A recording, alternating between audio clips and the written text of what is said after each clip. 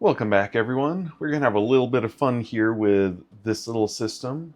This is the Sega Master System. It released in the US in September of 1986.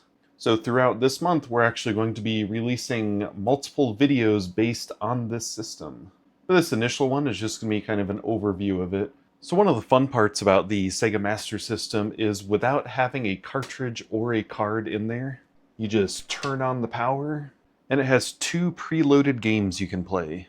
You push the right side button of the control pad to do hang on, and you point the light phaser at the screen and pull the trigger to play Safari Hunt. So we'll go ahead and load that up.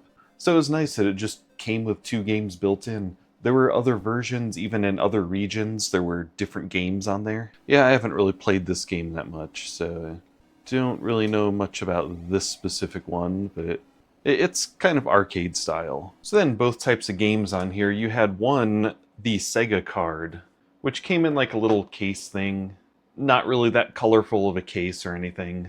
Then when you pop it open, it had little cover for the card, and you could just remove the card from there. And these cards were pretty similar to the technology used for the TurboGrafx 16. So then you just take it and put that inside the card slot, and then turn the power on, and then you could start playing it. So then you can just remove that and put it back in its sleeve if you have that. If you don't have these sleeves, you can order them online. There are places that make new versions of them, so it's still a few dollars each, but it's cheaper than getting the original. Then you have the cartridge games. This one's for up to 10 players. You can play Monopoly. This is the best version of Monopoly that exists. But as you can see, the box is plain, kind of like the card one. There's just not much to it. Then you open it, the manual would be on this side, and then the game is here. Which that's about the extent of the artwork you get on these games. Nothing that great to look at. Nothing cool like what Nintendo had at that time, or even what Game Gear and Sega Genesis came out with later on. Then we put the cartridge in there and fire it up. They do a sound version of the Sega sound from the Genesis. So this is the best version of Monopoly because just listen to that music. It's awesome. And then it's kind of fun animations they have in here, so it's kind of a fun game. So just a reminder, the Master System is an 8-bit system, so the graphics aren't really the best, but it does have its charm. My wife and I have played a decent amount of the Carmen Sandiego game on here. So a bit of a funny story about the Sega Master System. I didn't even know it existed until the beginning of last year. Because I always grew up as being a Nintendo fanboy, so I always had Nintendo systems in the family. So I did not know this was a thing. We actually came across this one at a garage sale last summer and couldn't pass on it because it was something that we didn't have that seemed pretty cool. So there were different types of controllers. And as you can see on this one, with that coming out the side, that made it kind of weird having to hold on to it. So luckily they came out with the kind where it came out the top, like what Nintendo had, and made it a lot easier. But as some of the other controllers during those times in the 90s, there's actually a little spot you could screw into this one to make it so it almost seemed like an analog stick. Then as far as the games, there were only the two buttons on there in addition to the directional pad.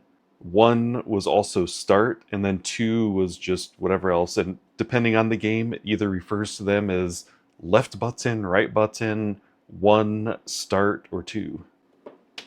Now, if you had a Sega Master System from back in the day and you happen to have Sonic the Hedgehog, you may want to look on the back of it. This is the European version. So the one in Europe and the one in the US were the exact same, except there's an additional sticker that goes over that for the UPC for the one for the United States. So if yours has the sticker that goes over that, then that case is worth around like $600. Otherwise, this complete is, I think we got it for like 25 bucks. But you can never go wrong with Sonic the Hedgehog. Sonic the Hedgehog actually came out on the Genesis before it came out on the Master System. And we will go into this in a later video, but Sonic the Hedgehog on Game Gear and on Master System are pretty much the exact same games. There's an attachment you can get that kind of shows that to be the case. So if I have a game going on here and I hit the pause button on here, then it just completely pauses the game. So instead of having it on the controller, they had it on the console. and then you press it again, and it starts back up.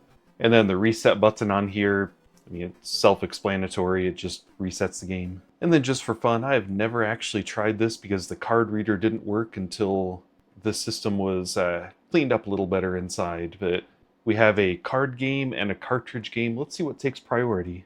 Okay, so the card game took priority on there.